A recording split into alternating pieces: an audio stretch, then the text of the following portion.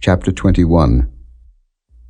If one be found slain in the land which the Lord thy God giveth thee to possess it, lying in the field, and it be not known who hath slain him, then thy elders and thy judges shall come forth, and they shall measure unto the cities which are round about him that is slain.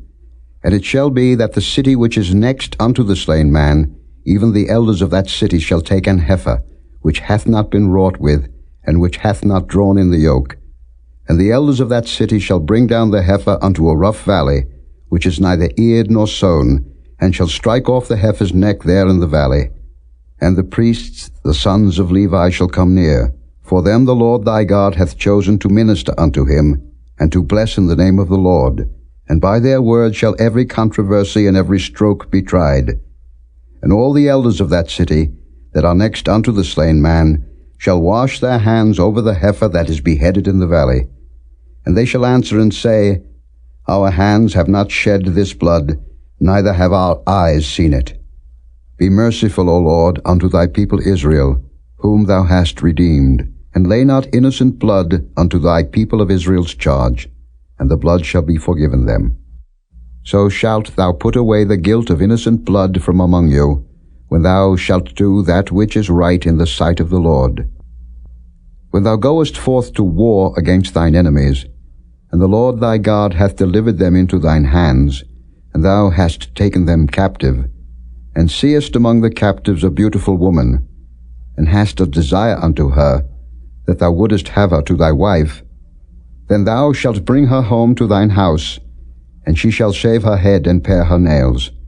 And she shall put the raiment of her captivity from off her, and shall remain in thine house, and bewail her father and her mother a full month. And after that thou shalt go in unto her, and be her husband, and she shall be thy wife.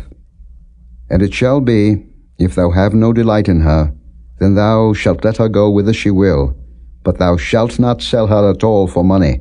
Thou shalt not make merchandise of her, because thou hast humbled her.